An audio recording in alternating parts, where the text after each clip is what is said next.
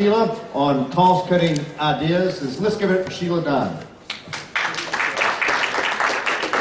It's always such a joy to follow the very entertaining Will Haggerty. Thanks a lot. We talk a lot at this show about bringing more brides in, bringing more exhibitors. I've got some ideas, some things that we've done to cut costs and increase other revenue. I'm going to be totally upfront. None of these things are going to give you enough extra revenue to retire to Hilton Head. But they'll help the bottom line a little bit. So the first thing I want to tell you is to make sure you get to know your graphic designer and a local printer. Build a relationship with them, get to know them. The next thing, and I'm going to explain that in a minute, but I want to go. Next thing is check your design with your graphic designer and your printer. Ask them to be honest with you. We did our first media kit a number of years ago. The one on the left is the first one we did. We've had that for a number of years, the folder and the business cards. We recently decided to just refresh it a little bit, and we went to the one on the right, which cost us less than half to print than the one on the left. Had nothing to do with the color. Two things. The one on the left has a vertical business card, which required a special die cut at the printer to put the card slots in versus the standard horizontal ones. And you can't tell from this, but our folder is designed so everything is matte except the photos. Those are high gloss.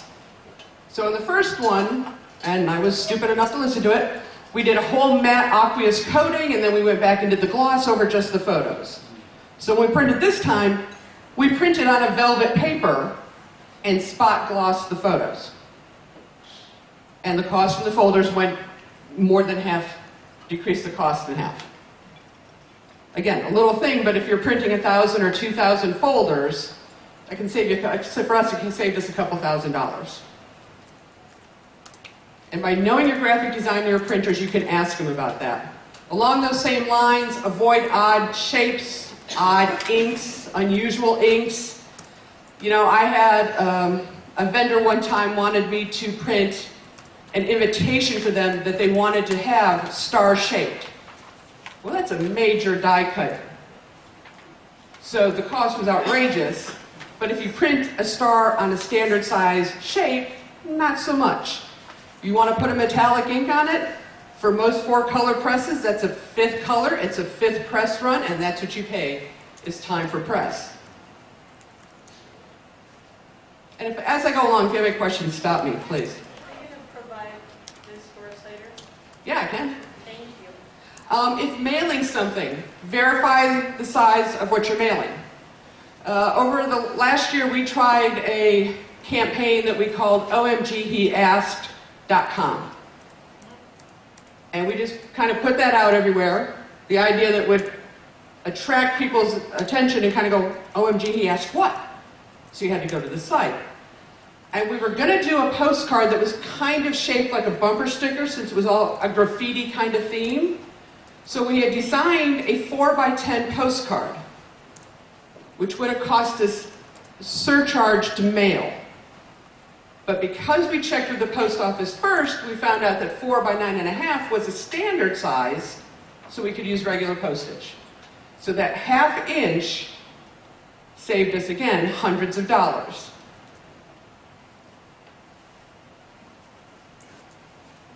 Share the cost by doing your own gang printing. If you use an online printer and they're giving you great rates, that's because they're doing what's called gang printing. They're not printing your piece all by itself. They're printing, if you're ordering a postcard, they're printing it with 15 other postcards on the same sheet of paper. No reason you can't do that yourself, especially if you establish relationships with your graphic designer and your printers.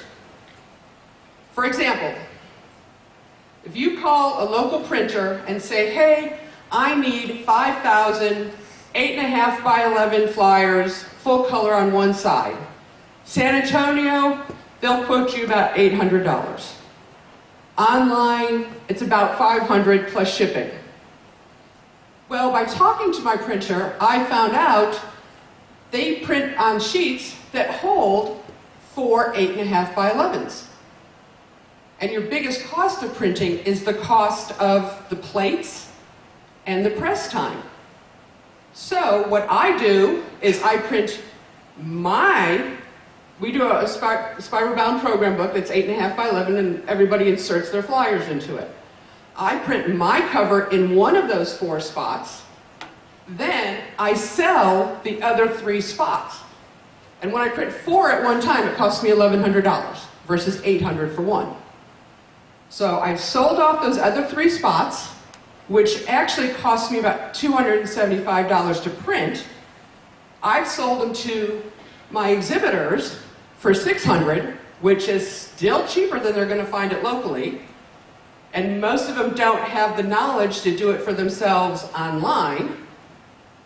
So even taking into account a little bit of my time and what I pay my graphic designer, because she pre-flights everything for me and sends it to the press, so it's all correct, I've not only paid for my 5,000 flyers, I've made another $1,000. And before every show, because all of our exhibitors need marketing materials, we do a pre-show print special, where if you order and pay for the flyer by a certain date, you get it at this real cheap cost. I gang them together for 4s. I've provided a service to my exhibitors because we tell them, okay, you need 2,000 for the program book, we're printing 2,500. What do you want us to do with the other 500? Well, can you just deliver them to my booth at setup? Not a problem. You don't have to worry about it. Just like I'm not going to go to a baker and say, I don't need you to do my wedding cake, I'll buy some mixes at H-E-B. That's not their area of expertise, designing and getting items printed. That's mine. So again, you've done a service for them because it's taken the stress and worry off of them. Sheila, do they then want to start involving you in the design process? They do, but we charge them extra for that. Okay. Since we have a magazine, if they're an advertiser in the magazine, we charge them $100 to resize their current ad, which is what we tell them they should do because you've got to be consistent and you're looking at your materials. And if it's an exhibitor who doesn't advertise with this, they can either supply their own, and I pay my graphic designer $25 to pre-flight it and make sure the images are 300 dpi and yada yada. Or you can pay us $200 aside to design it for you. And she actually charges me about $75 to design it. Because since we do so much work with them, we have a separate schedule that says her normal charge is $85 an hour. We don't pay anywhere near that because we do a lot with them. Hey Sheila, real quick, a dumb question. No, Totally dumb, but what if you sell 7 of them? Do you treat it like a booth, like you go after, try to get that 8th person? I'll do that, or I can Give it away, guarantee or- you, if you think about it, there's always going to be some other marketing piece you can use. Okay, got it. Because we do a direct mail to our brides list for our exhibitors. So we do a cover sheet with that. And we go through them every month, so I can always use more cover sheets. If in January I had 1 empty spot on a sheet, in January for our shows in the 2 cities, I printed, so I think it was pretty close to around like maybe 20 flyers for exhibitors. We did 22 of them. So I had an open spot then, and we had just launched our mobile website. So we did a house flyer saying, hey, look for us online, check out our new mobile website. So you've always got something you can use for yourself if you have an open spot. For those of you who print a magazine, talk to your printer and ask him what the salvage edge is on your cover sheet. We web print the magazine, but the cover is still sheet-fed print. And it's a 100-pound cover stock, so it is heavy enough to go through the mail. This is the last Austin book I just did that is being delivered today, as a matter of fact. You'll see in the lower left-hand corner is our outside cover. We do a fold-out ad in the magazine itself, which is on the top. The sheet also has room for 2 6x9 postcards. So the postcards for our bride mailing for our June show are on that sheet. And we do a big enough volume with our printer, he doesn't even charge me to cut them out. So I basically got my postcards for the show printed at no cost. And again, none of these are going to be big amounts, but what they do start adding up. And in the past on the cover, I should tell you, I've done bookmarks, I did notepads one year. I had something designed that had the calendar and all of our show dates circled on it, so they could hand them out to, our salespeople could hand them out. When possible, print in bulk. You know pretty much what you're going to need. If you have items that don't need to be dated, print them all at once. As I mentioned, we do a spiral bound program book of 8.5 by 11 flyers that includes our pages. It lists all the exhibitors by category with their booth numbers, it's got the show schedule, it's got the layout, it's just got all kinds of stuff. So, on the left is what our program book page looks like, basically. That's just the shell. And I print 150,000 of those at one time, which takes the cost per piece way, way down. Then, since I need 2,000 of each sheet for the program book for each show, and I might have 10 sheets, I just send the printer, and they store the sheets for me. I send the printer the black overprint. They run it through their iGen digital printer, so I'm not on press, I don't have plates, I don't have that expense. So I get a really nice looking gloss piece, again, for pennies. For about the same cost of what I was paying to just take black and white pages to Office Max and get them copied. And to go back, when you print flyers for your customers, you know they're getting a good looking marketing piece because you've all got those people who come to the show with their handouts, which are a little black and white thing, maybe photocopied on colored paper, that just doesn't attract brides, and then they don't understand why they didn't get any business off their sales sheet. So, on to advertising. A lot of the advertising Will was talking about and we've talked about before, but here's something else we've done in the past. Will's right, not a lot of stations are doing 60s, but some are, still. You can buy a schedule of 60-second spots on a radio station. Then you go to your exhibitors, and you have the opportunity for one exhibitor to purchase 40 seconds of that 60-second spot. I only need 20 seconds to tell brides of bridal extravaganzas at Palmer Event Center on Sunday, June 2nd from noon to 6 p.m. So I sell them 2/3 of that spot for half of the cost of the total buy. They're getting a deal they could not have arranged on their own. I'm getting my schedule for half the cost, which I can then roll over into more spots and more advertising. And again, as Will was saying, you've got different spots. Now the other thing I've done lately, is on stations that have 60-second spots. As most of you know, we give away a lot of free tickets. That's one of the things we do. And to get the tickets, the brides have to have a code and go to our website and purchase their ticket and enter the code. So every radio station gets a code for a free ticket. So I do a 50-second spot. They put a 10-second tag on it that says, for your free ticket to the Bridal Extravaganza, go to our website, 101x.com, to find out how. And on their website it says, for your free ticket, go to this, they have the link to us and enter this code. So I've driven people back to their website, so they discount my spot rate.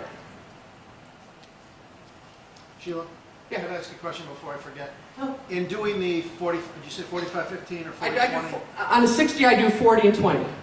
Are you first or are they first? They're first. Okay. Because they'll talk about, hey, come out, make sure you come out, and, XYZ company, we have the freshest flowers in town, we'll create all your bridal dreams, and come out and see us at the Bridal Extravaganza. You require that they mention that once? Okay. And that leads into the tag, yes, don't miss the bridal extravaganza, yada, yada, yada. For tickets, go to austinweddings.com. And again, for most of our exhibitors who are mostly mom and pop small companies, they have no clue how to do any of this media buying. So again, you're offering them a service, you're helping them succeed, and giving them something they can't do on their own.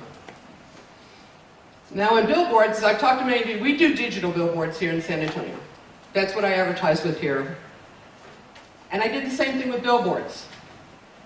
For example, on our January billboard, January show, I bought 18 digital billboards across the city for 2 weeks.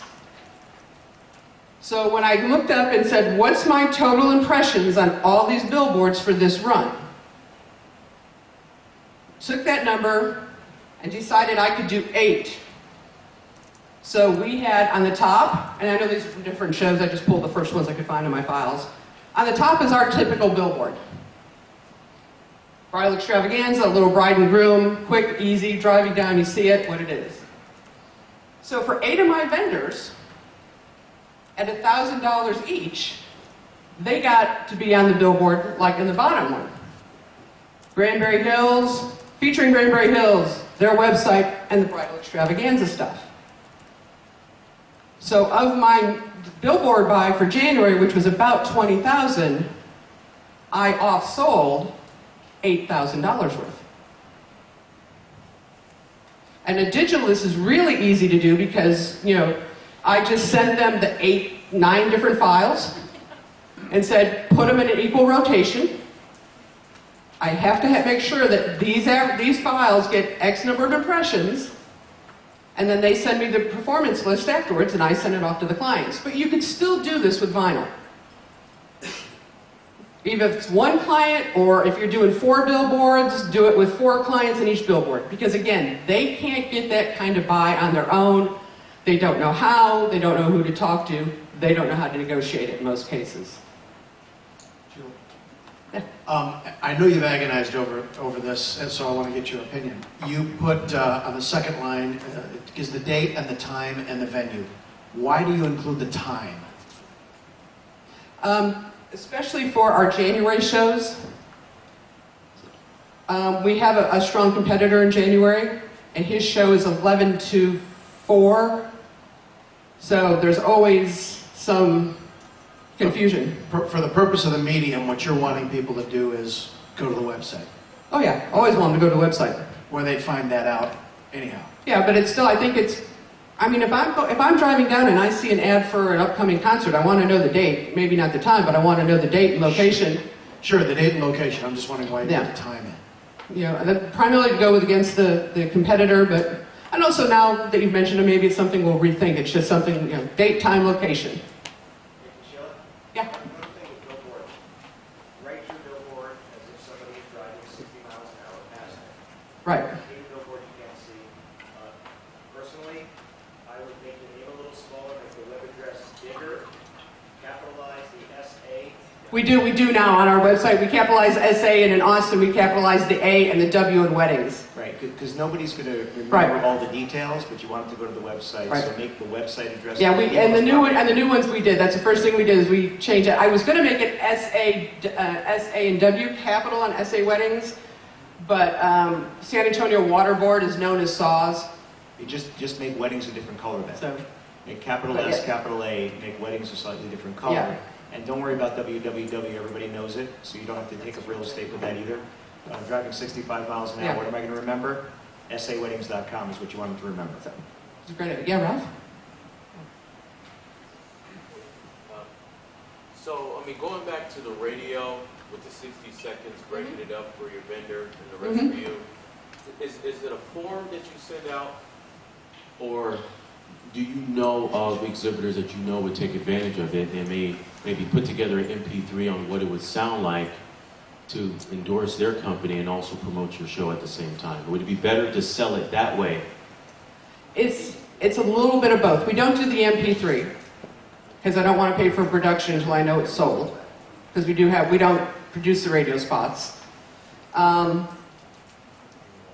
We do a lot of mailings leading up to the show to our exhibitors, emails talking about these different opportunities, and you know, we have the pre-show training and, hey, we've got the print special and don't forget that this, and so we'll put that in there. But I've been doing it long enough, I know which exhibitors always jump on this kind of thing. So a lot of times I will call them first, or if they did it the previous show, I will contact them and say, hey, do you want to do it again? I'm giving you right of first refusal. Okay, because I know with, you know, with the relationships we have with our reps, they know that I'm going to buy radio spots. So if I tell them, hey, could you put together 15 different spots, include these 15 vendors, I want to present this to them, they'll do it for me. Well, then I would do it. The radio stations, I don't have any of my spots produced by radio stations. I have a DJ who's got his own studio, and he produces our spots on trade. So every spot is the same on every station. It's the same voice. I found when I let the radio stations do it, one might have a high female voice, might have a low, might have a, you know, whatever. And just having one spot, one voice, I think increases that consistency of, this is the bridal extravaganza. We do that. One radio station produces it, they'll send copies together, and it starts as a small fee. Yeah, and San Antonio, it's like $100 to send it to each one. And I do 15 stations. I said, Gary was saying that he has one station produce a spot, and for a nominal fee, they'll send it out to the other stations. and our fee is only $200, and I can send it to 10 stations or 5 or 2. Yeah, here they wanted to charge me $100 for every station they sent it to, and like I said, we buy 15, 16 stations, so that starts eating up a little bit of money. Can I see a show of hands from everybody whether they use male or female voices on their radio spots? Who does male? Who uses female? Who uses female? Male? Of course, you use me. Okay. And we started getting a bigger bump when we used a male voice. Yeah, well. One of the things we found helpful was to use 2 voices. Yeah. So if you just have one voice, I mean, people get tired of listening to that one voice real fast. So we have one voice that's 2 women, and then we have one voice that's male-female. Another spot where it's male-female. Some of the people here have already heard this story. A little funny story on this is that 6, 7 years ago, we started doing a spot that opened, it was a 2-voice spot, and it opened with the first voice going, "Crisis hotline, what's your crisis? I'm getting married and I don't know what to do." Ma'am, getting married is not a crisis. And it was a great spot. Because when you heard it, you either really loved it and thought it was hilarious, or you hated it, but you remembered it. So we ran that spot for 2 or 3 shows, the last one being in September. And 2 months later, I'm driving along and listening to the radio, and this is into November, and H-E-B, which if you don't know is the biggest grocery chain in San Antonio, Texas, and a lot of areas. All of a sudden I'm driving along and I hear a voice go, "Crisis hotline, how may I help you? Everybody's coming here for the holidays and I don't know what to do." "That's not a crisis, ma'am." And I'm like, yeah, they do that to me too. so we stopped using it. So, Sheila, just to jump in on billboards really quick, we did this last year, we do vinyl boards and printed snipes to just cover up the date. So we went from spending a couple of $1,000s on production every show to spending $100 every show, and could reinvest that extra money back in getting more billboards. and that's why we do digital, because in San Antonio, for what I spend on digital, I could do maybe 3 boards with vinyl. So, just a couple other things. Stage screen and videos. Now, we haven't done this yet, but we're thinking about it, is everybody, who's got screens on their stages? And then you've got a captive audience sitting there waiting for the fashion show to start. And then you've got advertisers who have 30-second spots already done. You know, especially some of the big companies like Men's Warehouse. Anyhow, sell them advertising time on your stage screens. We haven't started doing this, but I'm hoping to have it in place at least for our September show, if not January. And for those vendors who don't have spots, And Mark was talking earlier about videotaping his show. We went through this a number of years and I needed footage of the shows for the TV spots, B-roll, and just couldn't get decent B-roll. I used my vendors, hey, you're not doing the show, will you come video? And you've got to remember sometimes that what makes a good wedding videographer or photographer does not necessarily make a good advertising and commercial videographer or photographer. So we finally brought in a professional videographer who does trade shows and things like that. And his cost to spend the whole day at the show and shooting B-roll was $1,200. So what we did is we sent out an email to the exhibitors and said, everybody needs a video these days. And what we did is you could sign up, and again, it was a limited number of spots. The videographer came in during setup, did a brief interview with them in front of their booth. During the day, he went and got B-roll footage of their booth, edited it all together, and they paid us $250. So we sold 6 the first time we did that, which, again, paid for the videographer and gave me the professional B-rolls I needed.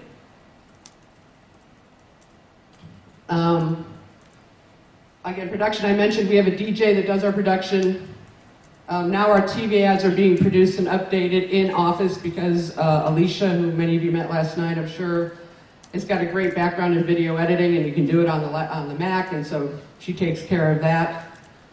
And then there's promotions. Another way to expand your radio buy, set up a promotion with your radio station where you're going to bring them 4 great prizes or 5 great prizes, and this is partly Barbie's idea. I stole it from her and then I tweaked it. And they give you the prize, and they give you $500, and they get X amount of airtime, and you take it to the radio station and you say, hey, I've got this great promotion, you're going to give away prizes, it's already done, you need to match the schedule. So I've gotten a promotional schedule that I really just didn't pay for other than some time. So my final thoughts, and look at this, I'm going to get us back on time. When you're shopping, think Costco, not the corner store. Do it in bulk, especially if you pay the bills, because then you don't have to go like I do to Bob and say, yeah, I know I ordered 10,000 of these. It's really a good deal that way. Share the cost where you can. A little planning can save you a little bit of money, more than a little bit, and take advantage of the BSPI resource guide. I didn't for a long time. I did just recently. I had to order pens, and I'd always ordered them from forimprint.com. And the price had just gone up to what I didn't pay, so I called Marco promotional items from the BSPI guide. And so it was the first time I ordered. I got my free shipping. They did a beautiful job. So really, it does save you money to make use of that guide. Buzz? Or Ken? Yeah, hi. We're going to be doing stage videos for the first time in our July show. And we had planned on doing a logo, a 15-second spot, and then a 30-second spot, while they're sitting there captive. And I have no clue on how to price that. I don't know if anybody else is doing it. That's a problem I've been having too. Because the first time I wanted to do it, I sent Men's Warehouse a proposal, and they kind of basically laughed at me. Still laughing. Yeah. It wasn't Alan, it was someone else. It wasn't Alan. So, yeah, I'm not real sure. I don't know if anybody knows about this. I use Print Edge for my printing, and they do the variable print on postcards. The U.S. Post Office rolled out something. It's a subscription that your printers have to subscribe to, and they can actually track by day how many postcards were delivered. Because I actually had one show where they got to the state of Connecticut and then disappeared. Not one postcard was delivered, and I almost had a heart attack. So now the post office, they have to run the report, but they can email me the results and say, this percent was delivered the first day, second day, third day. So at least peace of mind, you know what's being delivered. And I wanted to mention too, I told you to get to know your graphic designer and your local printer. Just like Will was talking earlier, we've talked about before, do your whole buy for the whole year. You've got more money, you're going in, you're that. We did the same thing. I turned around and went to my local printer who does virtually everything except my magazine and said, look, this is what I spent with you last year. You need to cut me a break here. So I automatically get 20% off the top of their regular published rates on anything I do. Anything else? Like I said, it wasn't entertaining like Will's, but hopefully it'll save you a little bit of money. Thank you.